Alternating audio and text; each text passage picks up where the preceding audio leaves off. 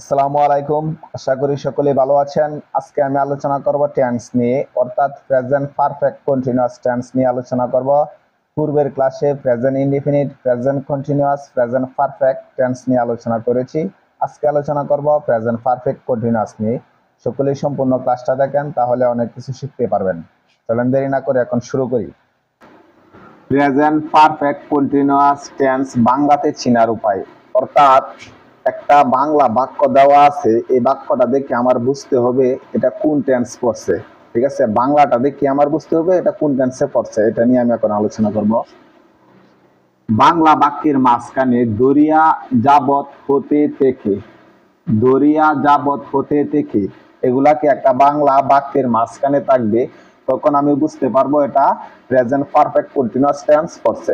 ঠিক আছে, ইংলিশ স্ট্রাকচারটা হচ্ছে সাবজেক্ট প্লাস হ্যাভ বিন অথবা হ্যাজ বিন প্লাস বার plus ING plus object plus since অথবা ফর প্লাস বাক্যাংশ। কখন সিন্স বসাতে হয়, কখন ফর বসাতে হয় তা নিয়ে আমি আলোচনা করব একটু পরে। সকলে সম্পূর্ণ ক্লাসটা দেখেন। ঠিক আছে, সিন্স আর ফর, কখন সিন্স বসে কখন ফর বসে, এটাই বেশিরভাগ ছাত্রদের ভুল হয়। ঠিক আছে, আজকে একদম সম্পূর্ণ ক্লিয়ার হয়ে যাবে ইজিলি। ঠিক আছে, একদম ইজিলি বলতে পারবেন কখন সিন্স কখন ফর বসে। এখন আমি একটা বাংলা বাক্য লিখি, তাহলেই খুব সহজে বুঝতে পারবেন। যেমন সকাল হতে বৃষ্টি হচ্ছে, সকাল হতে বৃষ্টি হচ্ছে, এই বাংলা বাক্যটা দেখে আমি কিভাবে চিনবো দেখেন।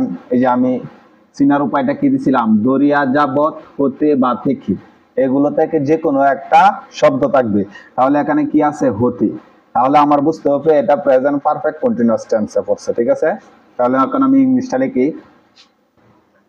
তাহলে এই বাক্যে কি মেন সাবজেক্ট নাই, তাহলে আমরা যখন কোনো বাক্যের সাবজেক্ট না থাকে তখন কি হিসেবে ধরে নেব, ইট। তাহলে ইট হ্যাজ বিন, এই যে সাবজেক্ট প্লাস কি হ্যাভ বা হ্যাজ, কখন হ্যাভ কখন হ্যাজ বসে, অর্থাৎ সাবজেক্ট যখন থার্ড পারসন সিঙ্গুলার নাম্বার হয় তখন হ্যাজ বসে, অন্যথায় কি হ্যাভ। আবার বলে রাখতেছি, সাবজেক্ট যখন থার্ড পারসন সিঙ্গুলার নাম্বার হয় তখন কি হ্যাজ বিন বসাবেন, অন্যথায় কি হ্যাভ বিন বসাবেন। ঠিক আছে, তাহলে ইট কি থার্ড পারসন সিঙ্গুলার নাম্বার, তাহলে হ্যাজ বিন।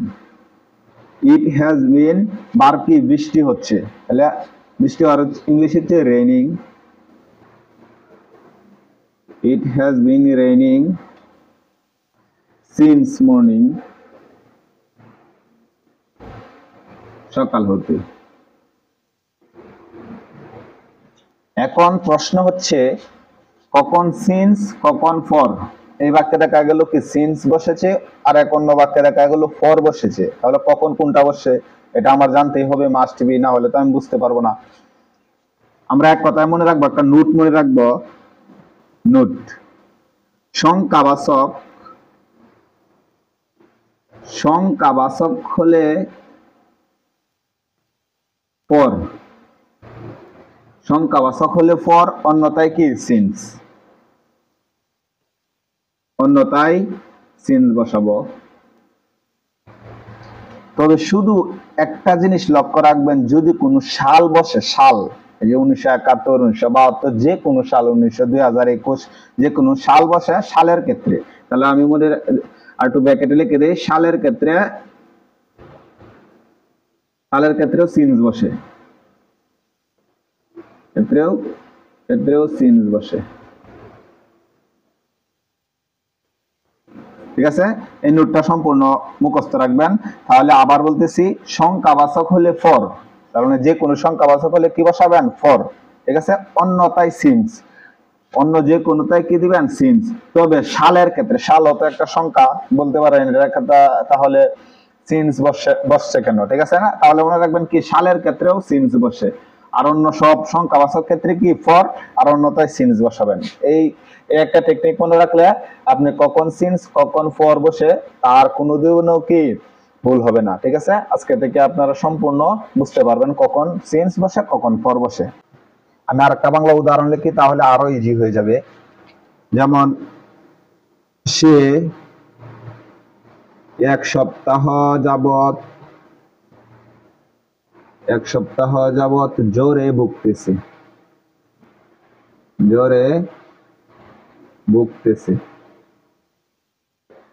তাহলে আমাদের চিনার উপায়টা কি আছে? বাংলা বাক্যটা চিনবো কিভাবে? যাবত, এই যে যাবত আছে, এই যে ধরিয়া যাবত হতে থাকে, তাহলে এগুলোর মধ্যে কি আছে? যাবত। তাহলে এটা আমি বুঝতে পারবো প্রেজেন্ট পারফেক্ট কন্টিনিউয়াস টেন্সে পড়ছে। তাহলে এটার সাবজেক্ট আছে কি? সে। এর ইংলিশ হচ্ছে কি? হি।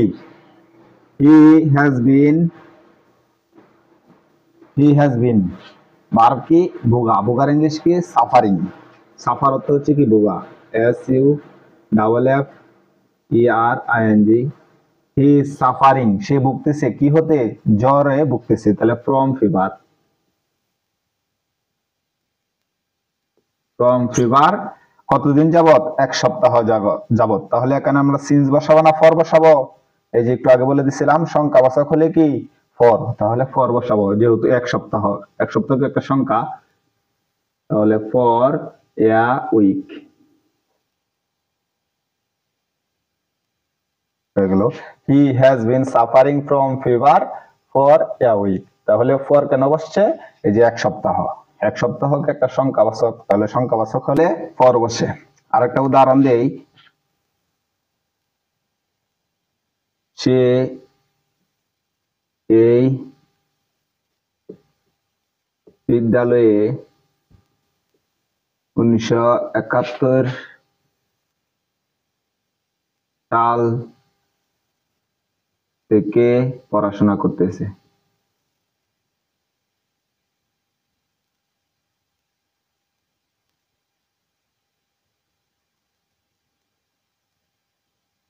সে এই বিদ্যালয়ে 1971 সাল থেকে পড়াশোনা করতেছে। তাহলে আমরা কিভাবে চিনবো? এই যে থেকে আছে, বাংলা বাক্যে কি আছে? থেকে।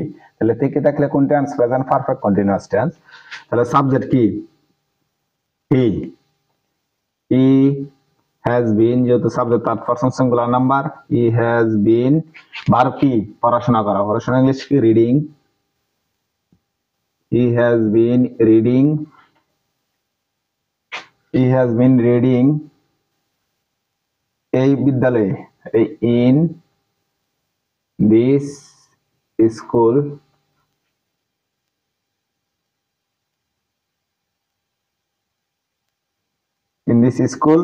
এখন সিন্স বসাবেন না ফর বসাবেন? তাহলে আমি একটু আগে বলছিলাম যদি কোনো সাল থাকে তাহলে কি বসাবেন? সিন্স। ঠিক আছে, তাহলে সিন্স বসাই। সিন্স ইন কত সাল? 1971। এই হয়ে গেল। ঠিক আছে, তাহলে আমি আজকে প্রেজেন্ট পারফেক্ট কন্টিনিউয়াস টেন্স নিয়ে আলোচনা করেছি।